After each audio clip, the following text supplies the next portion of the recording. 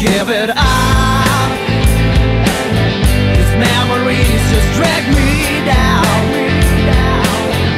Another year in this cardboard town. Day after day, wasting my time. Hey baby, listen. My name is Taylor, and we're your tram operator today. Our trip will be taking us down on a 500-foot, 175-meter vertical descent.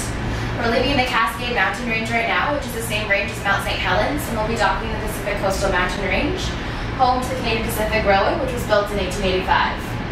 I recommend keeping your eyes open for the trains. They come through every 20 to 30 minutes on both sides of the river. Now in 1912, during the construction of the Canadian National Railway Tunnel, 100,000 cubic meters of rock came crashing down into the Fraser below, as engineers did not realize that they were constructing on a fault line. So this proved quite disastrous for our spawning salmon, and it changed the flow drastically in our Fraser River here. So in 1944, Canadian and American governments solved this problem with the construction of the concrete and steel structures which you'll see on the sides of the river. These are known as the international fishways. They allow for the salmon to bypass the turbulent water and make their way to their spawning grounds as they slow the water down from 30 kilometers an hour to 5 kilometers an hour. The salmon have a natural instinct to swim in the slowest moving water.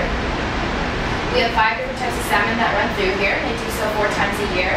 Once in the spring, twice in the summer, and once in the fall. 2014 marks the 4th year of a 4-year cycle, so the fall run for the sockeye salmon is expected to be quite large at around 72 million.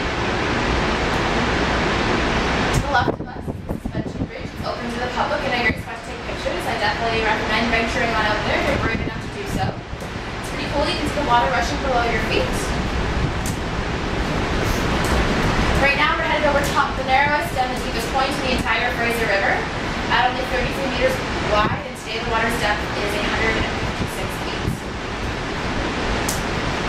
In 1808, when early explorer Simon Fraser portaged through this area in search of a fur trade route to the Pacific Ocean, he wrote in his journal, "This is a place where no human being should venture, for surely we have encountered the gates of hell."